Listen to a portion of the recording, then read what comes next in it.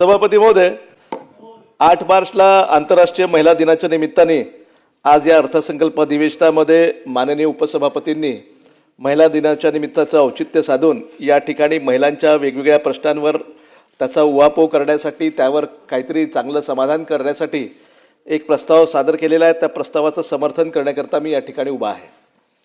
आज या प्रस्तावाच्या निमित्ताने आमच्या भगिनी मनीषाताई कायंदे, चित्राताई वाघ यांनी अतिशय सुंदर अशा पद्धतीच्या महिलांच्या अनेक व्यथा मांडल्या. दरवर्षी आपण अर्थसंकल्प अधिवेशनाच्या निमित्ताने मार्च महिन्यामध्ये आपलं हे अधिवेशन असते आणि म्हणून त्यानिमित्ताने आपण दरवर्षी अशा पद्धतीचा प्रस्ताव हा सभापतींच्या माध्यमातून या सभागृहामध्ये चर्चेला येतो.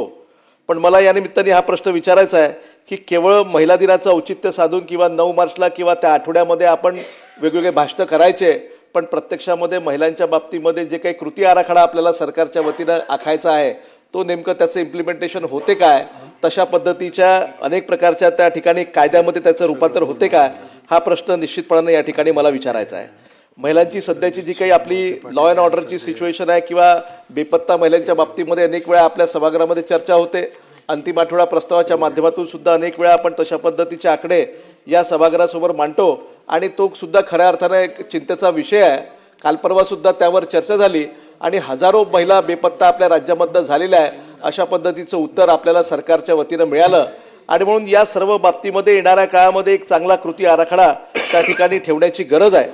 याच्यासोबत सभापती महोदय, मला एक अत्यंत महत्त्वाचा विषय या ठिकाणी उपस्थित करायचा आहे की आपल्या राज्यामध्ये वेगवेगळ्या विभागाच्या माध्यमातून जे काही कर्मचारी आहेत, जे काही अधिकारी आहेत, त्या सर्वांच्या तुलनेमध्ये आणि जे काही सर्व विभागाच्या माध्यमातून जे काही कंत्राटी कर्मचारी आपल्या राज्यामध्ये आहेत, या सर्व कंत्राटी कर्मचाऱ्यांच्या तुलनेमध्ये किंवा जे शासकीय सेवेमध्ये असणारे अधिकारी आणि कर्मचारी आहे, या सर्वांच्या तुलनेमध्ये जर उपेक्षित कोणता घटक असेल तर तो म्हणजे अंगणवाडी सेविका आणि आपल्या आशा वर्कर. आपल्या देशातल्या भारत सरकारच्या इंटिग्रेटेड चाइल्ड डेव्हलपमेंट स्कीम, ज्याला आपण एकात्मिक बालविकास सेवा योजना म्हणतो, या ICDSच्या माध्यमातून आपण जे काही आशा वर्करचं जे काही काम ठरवलेलं आहे, जे काही आपलं अंगणवाडी सेविकांचं काम ठरलेलं आहे आणि तसंच आपल्या महिला व बालकल्याणच्या विभागाच्या माध्यमातून या ज्या काही योजना आपण राबवतो, या योजनांमध्ये मोठ्या प्रमाणामध्ये आपल्या अंगणवाडी सेविकांचा मोठा रोल आहे आणि त्या घरोघरी जाऊन आपल्या गावामध्ये त्या जे काही सरकारनं दिलेले काम आहे ते पूर्ण करण्याचं काम ते सातत्याने करतात. आता या ठिकाणी आपल्या राज्यातल्या अंगणवाडी सेविकांची जर स्थिती बघितली तर एकूण राज्यामध्ये आपल्या जवळजवळ 1,10,000 ते 1,12,000 अंगणवाडी केंद्र कार्यरत आहे, ज्याच्यापैकी जवळपास ग्रामीण भागामध्ये 85,000पेक्षा अधिक अंगणवाडी केंद्र आहेत आणि शहरी भागामध्ये जवळपास 25,000 आहेत.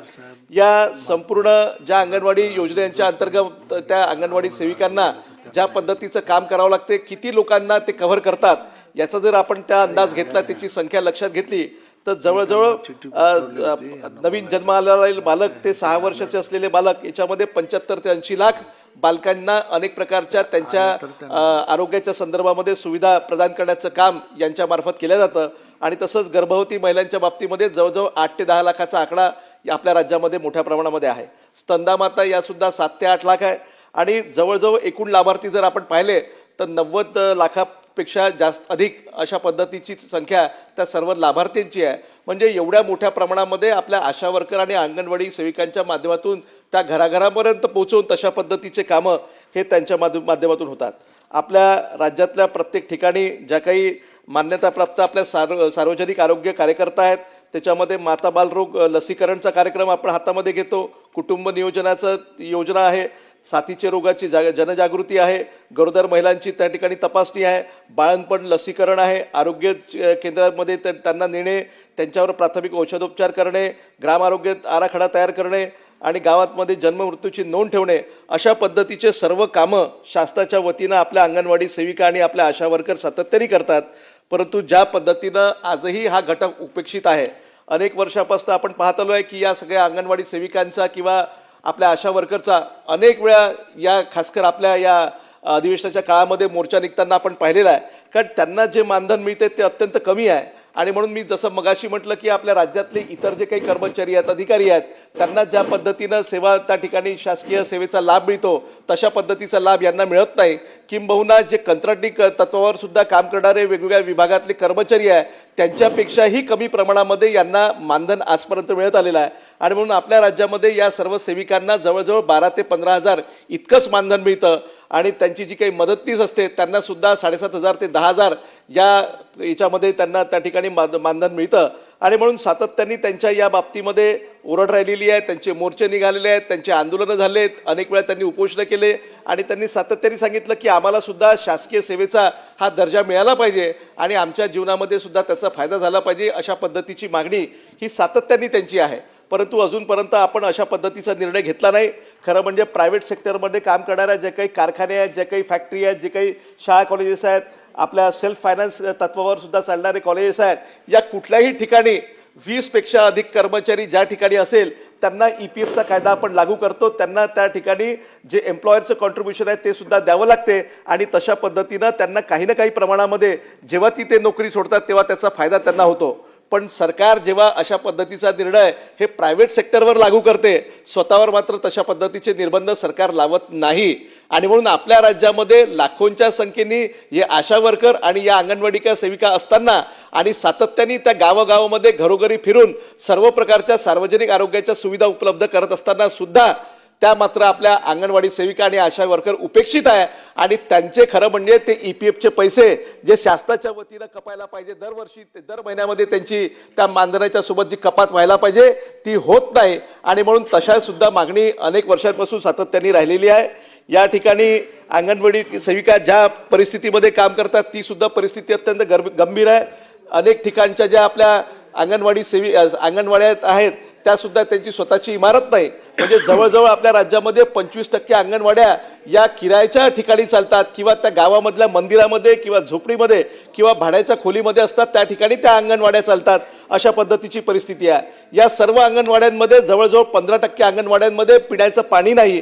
तिथे 30% ठिकाणी त्या स्वच्छतागृहे नाही.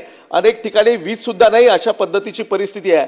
आणि म्हणून जोपर्यंत आपण खऱ्या अर्थानं या महिला दिनाच्या निमित्ताने हा जो काही प्रस्ताव सभापती महोदयांच्या माध्यमातून आलेला आहे, महिलांना जर खऱ्या अर्थाने न्याय द्यायचा असेल तर आपण एक निर्णय चांगला घेतला मागल्या काळामध्ये की आपण लाडकी बहीण योजनेच्या माध्यमातून ज्या काही आपण ज्याचे निकष ठरवलेले आहे त्याच्या माध्यमातून जे काही 1500 रुपये देतो ते अतिशय आनंदाची गोष्ट आहे. परंतु या सरकारनं 1500 वरनं 2100 रुपये मानधन देण्याचं सुद्धा कबूल केलं होतं. तर त्या आश्वासनाचा सरकारला विसर पडता कामा नये आणि येणाऱ्या काळामध्ये 2100 रुपये आपण केले पाहिजे ही तर मागणी आहेच. पण तो एक तात्पुरती ती सोय आहे.